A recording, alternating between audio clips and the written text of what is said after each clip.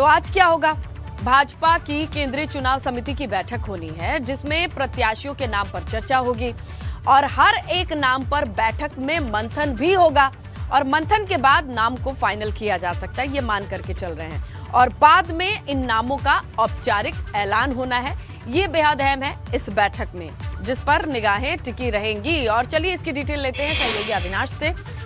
अविनाश, बताइए कि कब से ये मीटिंग शुरू होगी और क्या माना जाए कि कब तक ये नाम सामने आ सकते हैं, जिस पे लंबा मंथन और चर्चा तो लगभग मान सकते हैं हो चुकी होगी।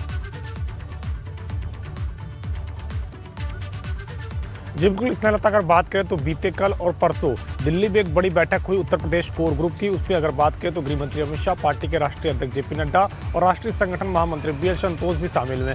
तमाम सारे उम्मीदवारों के नामों पर मंथन हुआ। खासतौर से अगर बात करें तो 5वें, 6वें और 7वें फेज में जितने भी उम्मीदवार हैं उनके नामों को लेकर चर्चा की गई और किसको टिकट दिया जाए, खासतौर से इस बात को लेकर के यहाँ पे मंथन किया गया। इसके बाद अगर बात करें तो आज केंद्रीय चुनाव समिति की बैठक दोपहर 12 बजे से होगी, जहाँ पे जो नामों की चर्चा हुई है उसको प्रस्तुत किया जाएगा। प्रधानमंत्री नरेंद्र मोदी उस बैठक में मौजूद रहेंगे और उन्हीं के समक्ष तमाम नामों पर एक बार फिर से मंथन करके और अंतिम मोहर लगा दी जाएगी। जहां तक सूची जारी करने की बात रही तो वो कल के बाद जारी होगी, यानी कि कल भी जारी हो सकती है और कल के बाद किसी भी वक्त वो जारी हो सकती है। आज फिलहाल भारतीय जनता पार्टी अपने 5वें, 6वें और 7वें फेज के उम्मीदवारों के नाम का ऐलान नहीं करेगी, लेकिन ये जरूर है कि 5वें, 6वें और 7वें फेज के जितने भी उम्मीदवार हैं उनके नामों पर मंथन हो चुका है, उनकी लिस्ट तैयार कर ली गई है। आज जब सीईसी की बैठक होगी तो तमाम सारे नामों को सीईसी के समक्ष रखा जाएगा और उसमें अंतिम मोहर लगाया जाएगा। जिस तरीके से भारतीय जनता पार्टी ने जुलाई से लेकर दिसंबर के बीच में 3 इंटरनल सर्वे अपने करवाए थे, तीनों इंटरनल सर्वे में ये जानने की कोशिश की गई थी कि क्या जो उनके मौजूदा विधायक हैं उनको अगर फिर से रिपीट किया जाता है, यानी फिर से उनको भाजपा अपना अगर टिकट देती है, प्रत्याशी बनाती है, तो क्या वो चुनाव जीत सकते हैं या नहीं।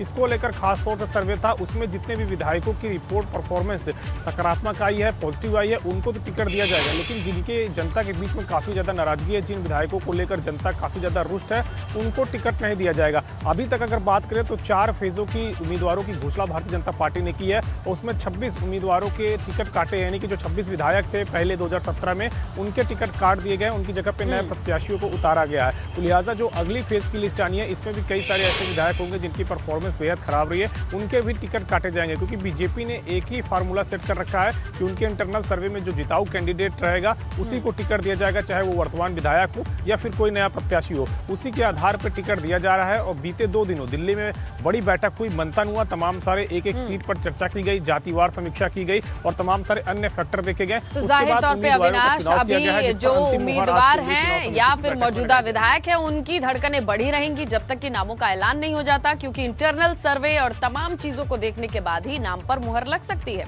अब बने रहिए अविनाश।